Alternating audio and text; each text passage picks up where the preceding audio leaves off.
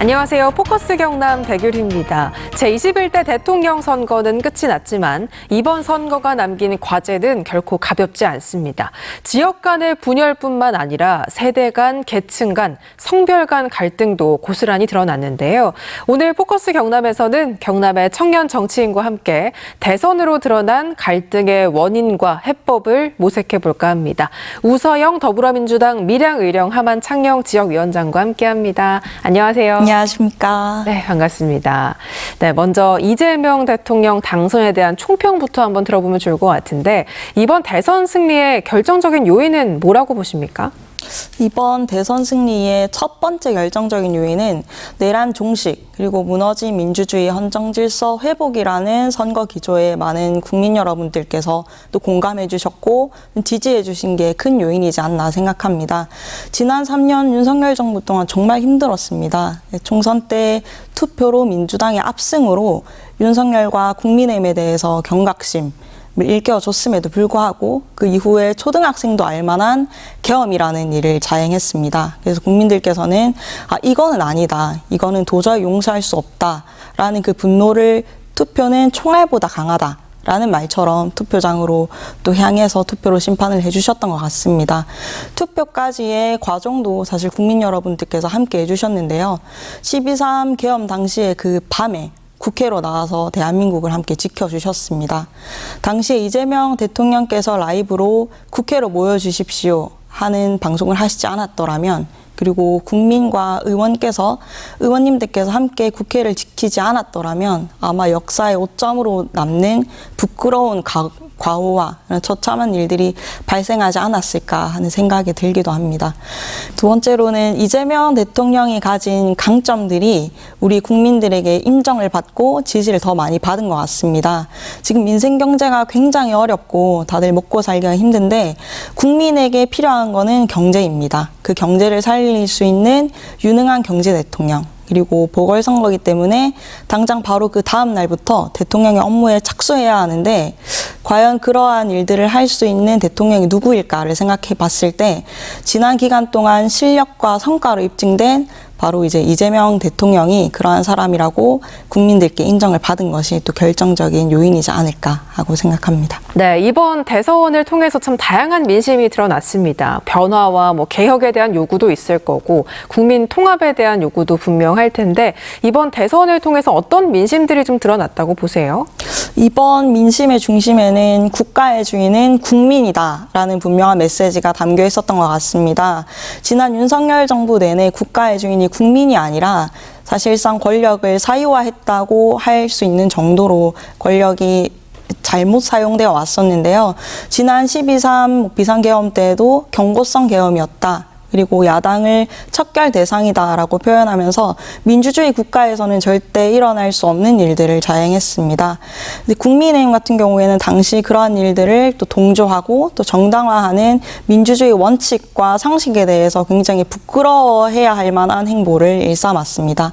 그러한 부분들이 이제 주 민심이었다고 생각을 하고요. 그다음에 변화와 기대에 대한 열망으로는 지금 굉장히 어려운 민생 경제를 실용성 있게 국민의 피부에 맞닿아서 체감할 수 있는 그런 경제를 살릴 수 있는 행보를 국민들께서 또 변화를 기대하고 있지 않나 생각합니다.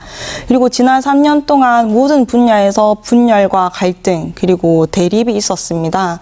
그런데 이제 그러한 부분들을 하나로 묶을 수 있는 통합의 대한민국을 기대하고 있는 것 같습니다.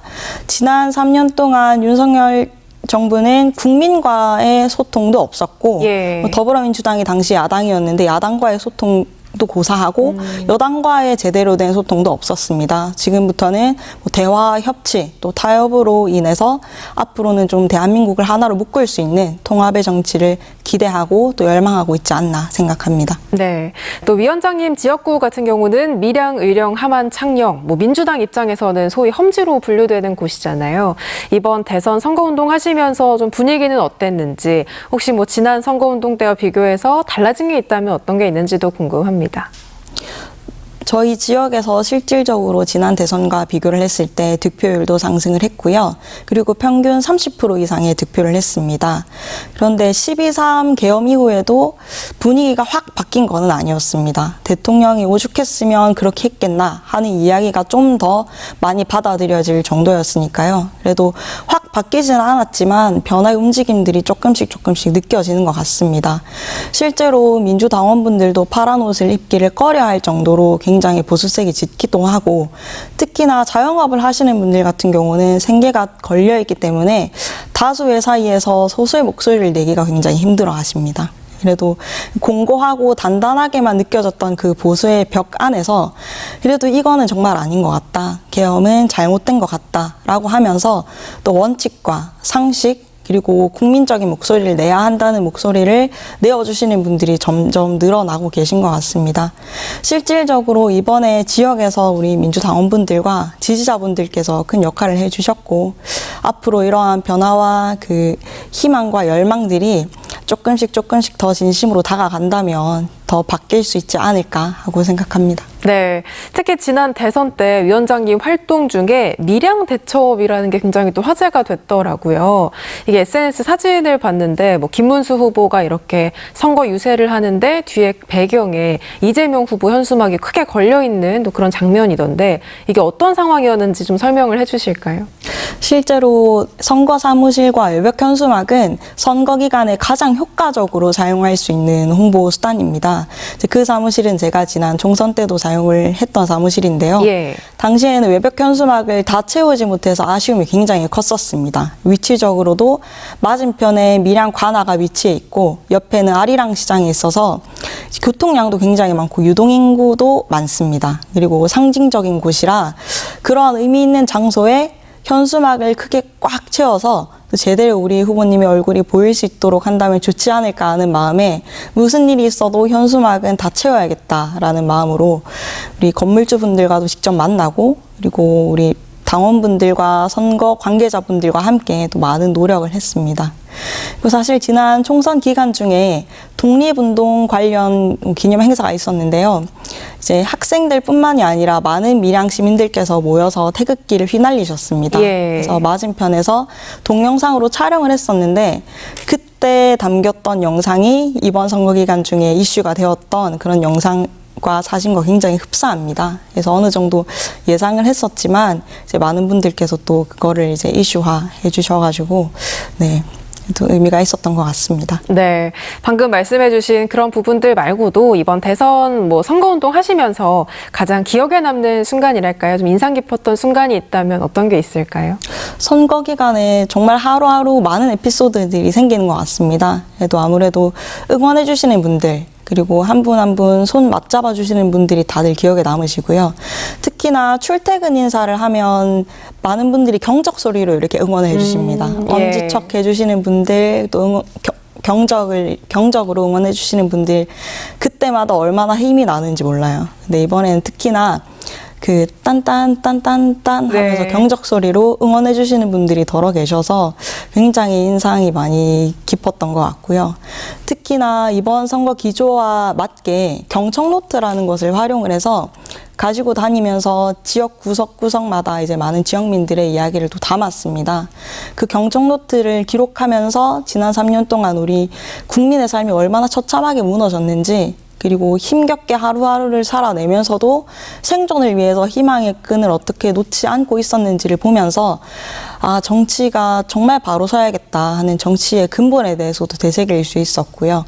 실제로 좀 잘 먹고 잘 살게 해달라, 그리고 이재명 대통령이 당선이 되면 진짜 민생 경제 좀 살려달라 하고 자필 편지를 가지고 오신 분들도 계셨습니다. 그래서 굉장히 그 경청노트를 지금도 펼쳐보면 예. 삐뚤삐뚤한 글씨로 빼곡하게 우리 국민의 삶과 애환들이 담겨있는 글들이 있어서 정말 기억에 많이 남고, 네, 또 인상 깊었던 순간들이었던 것 같습니다. 네, 또 위원장께서 그 총선 출마하셨을 때 당시 이재명 당대표가 후원회장을 맡았던 걸로 기억을 하는데요. 어떤 인연으로 그렇게 또 이어졌는지도 궁금한데요.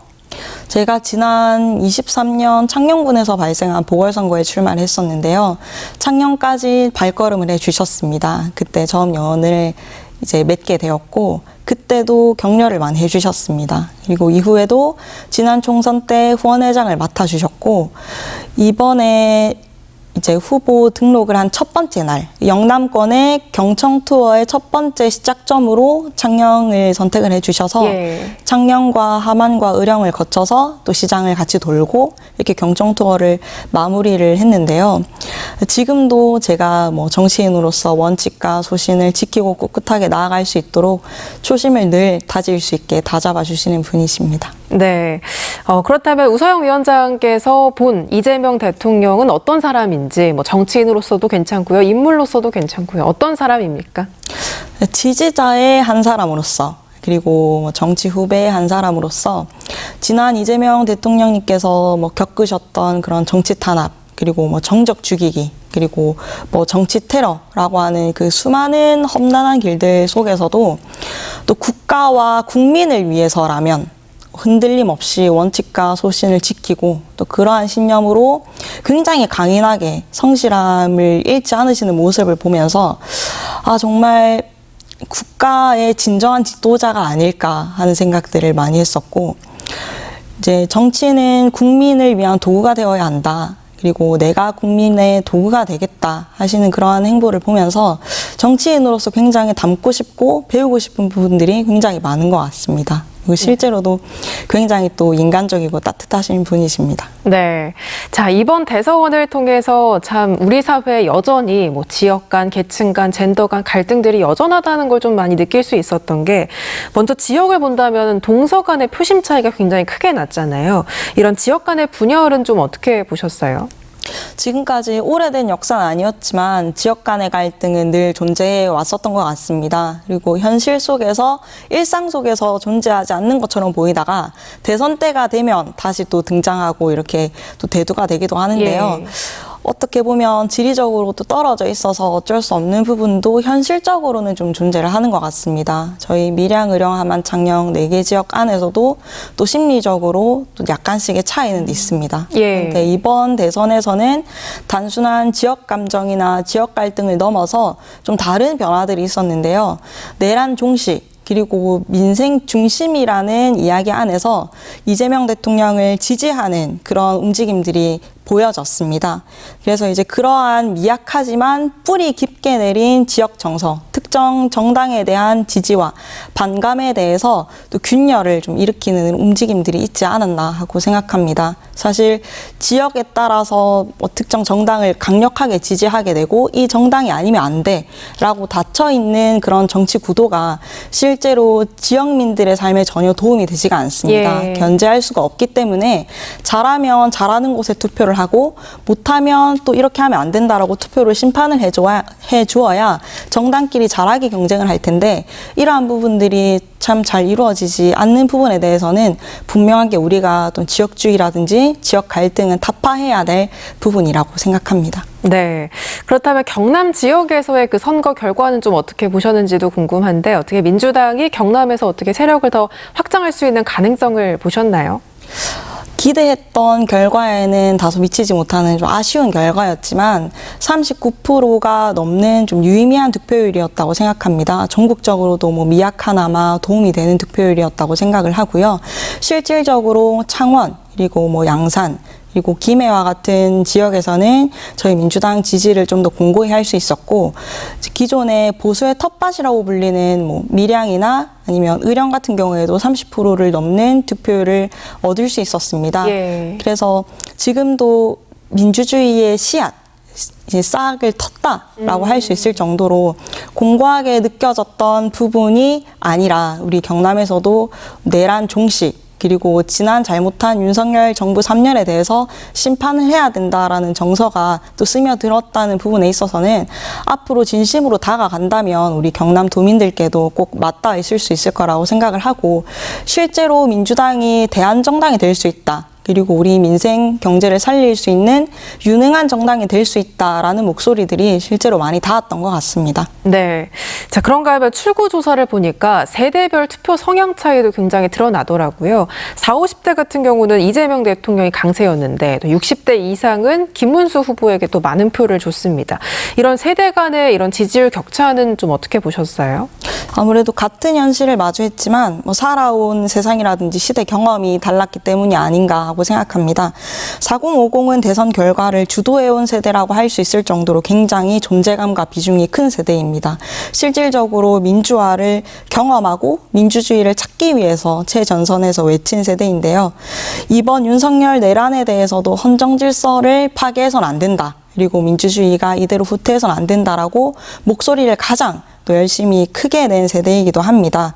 개헌 반대가 4050 세대에서는 82.9%, 그리고 6070에서는 55.5%로 4050에서 반대 여론이 가장 강하게 나타난 조사도 있었습니다. 예. 네, 반대로 60대 이상의 경우에는 초창기에 이제 국가 주도의 권위주의 성장을 통해서 한강의 기적을 이뤘던 경험들이 있기 때문에 아무래도 그런 경험적 배경에 따라서 또 보수의 메시지 그리고 김문수 후보에 대해서 좀 더 지지하지 않았나 하고 생각합니다. 네, 이번 대선을 보면은 2030 세대 내에서는 성별 간의 분열도 좀 드러났습니다. 20대 남성 같은 경우는 보수 성향 후보를 좀 압도적으로 지지를 했고 20대 여성 같은 경우는 이재명 대통령에게 표를 많이 던졌는데 청년 세대로서 이런 청년 세대 안에서의 성별 간의 갈등은 좀 어떻게 보시는지요? 지금까지 왜 청년 세대는 정치에 무관심하냐 하는 비판을 넘어서 이번에 대선 과정까지 그리고 대선에서도 우리 2030 세대가 처음으로 정치의 주체로 좀 등장하게 된 시간이 아니었나 합니다. 돌이켜보니까 광장에서도 응원봉을 같이 들고 또 함께 투표장으로 나가는 청년분들을 보면서 같은 청년 세대로서 굉장히 또 자랑스럽고 자부심을 느끼기도 했지만 이번 대선 결과의 표심이 이렇게 성별로 갈라진 것을 보고 또 동시에 생각도 참 많았던 것 같습니다. 예. 그래서 같은 시대에 같은 세상을 살아가고 있지만 다른 현실을 마주할 수밖에 없었던 부분 때문이 아닌가 싶고요. 또 정치권에서 이러한 부분들을 충분히 담아내지 못했기 때문에 이러한 부분들이 좀 더 극단적으로 갈라지지 않았을까 하고 생각합니다. 여성 같은 경우는 아직까지 대한민국에 여전히 좀 있는 가부장적인 문화 그리고 고용에서의 승진의 불평등이라든지 출산 그리고 육아 그리고 가사 그리고 안전, 또 사회에서의 겪을 수밖에 없는 구조적인 차별 등과 같은 과제를 이재명 대통령께서 공약으로 그리고 정책으로 좀 충분히 공감을 해줬던 것 같고요. 반면에 20대 남성의 같은 경우는 군복무라든지 취업난, 현실적으로 감내해야 하는 부분들을 잘 반영하지 못했다. 그리고 이런 부분에 대해서 또 보상받지 못했던 부분들이 있다 하는 상대적 박탈감들이 좀 있는 것 같습니다. 갈등은 해소의 대상이 되어야 하고 문제가 있다면 더 나은 해결 방법을 찾아야 하는데 정쟁의 도구로 활용이 되어서는 안 된다고 생각을 합니다. 실질적으로 청년 이슈나 젠더 이슈에 대해서는 사회적으로 합의를 얻고 또 인식적으로 널리 받아들여지는 시간들이 좀 필요한 것 같습니다. 그 시간 동안 정치가 실질적으로 유의미한 도움을 줄 수 있도록 지속적인 노력을 해야 하고요.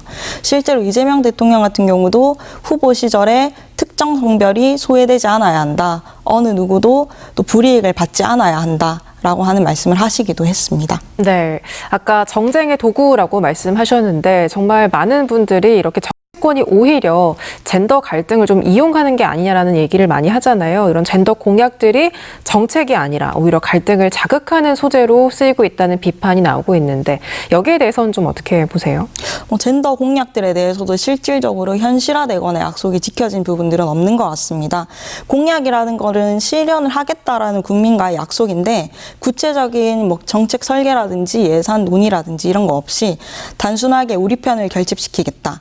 그리고 자극적인 언어로 자신의 전선을 구축하겠다라기 위해서 좀 소모되어 오거나 이용되어 오지 않았나 하는 생각이 듭니다. 윤석열 정부 3년 동안 실질적으로 젠더 이슈라든지 청년 이슈뿐만이 아니라 실효성 있는 정책들이 전혀 이루어지지 않았고 실질적으로 약속했던 것들이 이루어지거나 지켜졌던 것들이 많이 없었던 것 같습니다. 그래서 공약이라든지 이런 것들을 시행을 할 때는 실질적으로 이것이 누구를 위한 정책인지, 그리고 시행이 된다 그러면 누구를 위해서 어떤 도움이 될 수 있는지를 깊게 생각을 해 보아야 합니다. 이러한 공약이나 정책들이 뭐 도구로 사용이 되거나 아니면 소모적으로 활용이 된다 그러면 국민들이 정책에 가지는, 그리고 공약에 대해서 가지는 신뢰감이 떨어질 수밖에 없습니다. 예. 결국은 국민들께서 선거 기간에 투표를 할 때 이 사람들이 내건 공약과 정책을 통해서 투표를 해야 하는데, 이러한 것들이 신뢰를 잃게 된다면 다시 또 지역 감정이라든지 뭐 특정 정당에 대해서 이 지역은 뭐 보수의 당이야 하는 그런 부분들로밖에 투표를 할 수가 없기 때문에 분명하게 이거는 해결되어야 하는, 있어서는 안 되는 문제라고 생각합니다. 네, 이렇게 정치가 좀 갈등을 증폭시킨 측면이 있다면 이제는 그 갈등을 봉합하고 또 치유하는 역할도 해야 할 텐데요. 공감과 어떤 회복의 정치를 위해서 어떤 것들이 좀 필요하다고 보시는지요? 먼저 우리 국민들의 삶을 제대로 들여다보고 무엇이 필요한지 살피는 것에서부터 시작되어야 한다고 생각합니다. 보여주기식이나 이벤트성 정치는 사실 현장에서 살아가는 국민들에게 반감이나 오히려 소외감만 더 느끼게 하는 것 같습니다. 실제로 현장에 가보면 현장을 알고는 그런 이야기를 하냐, 그리고 왜 이런 정책을 탁상공론으로 펼쳤냐 하는 이야기들도 하시고, 선거 끝나면 끝 아니냐 하는 이야기들을 하십니다. 그래서 실제로 뭐 경청으로 또 이해하고 공감해서 국민들의 어려움을 좀 보듬어주는 역할을 해야 하는 것 같습니다. 그리고 갈등 상황이 있으면 왜 현장에서 그런 이야기들이 나오게 됐는지, 그런 목소리들이 어떻게 해서 나오게 됐는지 그 배경을 살펴보고 그런 질문을 하는 것에서부터 시작되어야 한다고 생각을 하고요. 또 한정적인 기회, 여건이 좋지 않으면 또 갈등은 발생할 수도 있습니다. 그래서 갈등 해소를 단순한 감정적인 문제로 보는 것이 아니라 혹시 기회가 좀 불균형하지 않을까? 제도적으로 보완해야 할 필요성 없을까? 하는 부분을 좀 면밀하게 살피고 노력을 해야 한다고 생각을 하고, 그 과정에서도 어느 한 분이라도 소외되는 사람이 없도록 누구도 뒤처지지 않도록 또 기회를 제공하고 실질적으로 국민들에게 희망을 주는 것까지 하는 것도 중요하다고 생각합니다. 그리고 네.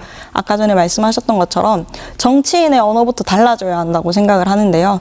정치는 국민의 더 나은 삶을 위한 도구가 되어야 하고 정치인도 마찬가지라고 생각을 합니다. 자신의 입지라든지 자신의 전선을 구축하기 위해서 뭐 갈라치기를 한다든지 아니면 상대를 비방하고 가짜뉴스로 뭐 허위사실이나 왜곡한다든지 하면서 국민과 또 어떠한 이슈를 도구로 삼는 거는 절대 하지 않아야 합니다. 네, 오늘 저희 포커스 경남 이렇게 나와주셔서 다양한 이야기 나눠주셨는데요. 정치인 우서영으로서 앞으로 계획이 있다면 어떤 게 있는지, 또 마지막으로 도민들께 한 말씀도 마지막으로 부탁드립니다. 네, 경남 도민 여러분, 지난 3년 동안 정말 고생 많으셨습니다. 이제 이재명 대통령과 함께 진짜 대한민국이 시작되었습니다. 국민을 위한 정치, 그리고 민생을 실제로 살릴 수 있는 정치, 그리고 말이 아닌 행동으로, 실천으로 보여주는 정치로 우리 이곳 가능성의 땅 경남에서부터 상식과 공감의 정치가 시작되는 그 여정을 경남 도민 여러분들께서 끝까지 우리 더불어민주당과 함께 해주시기를 부탁드립니다. 저 또한 여러분들과 함께 최선을 다하겠습니다. 감사합니다. 네, 오늘 말씀 여기까지 듣겠습니다. 말씀 고맙습니다. 감사합니다. 네, 지금까지 우서영 더불어민주당 밀양의령 함안창녕 지역위원장과 함께했습니다. 오늘 포커스 경남 저희가 준비한 이야기는 여기까지입니다. 함께해 주신 여러분 고맙습니다.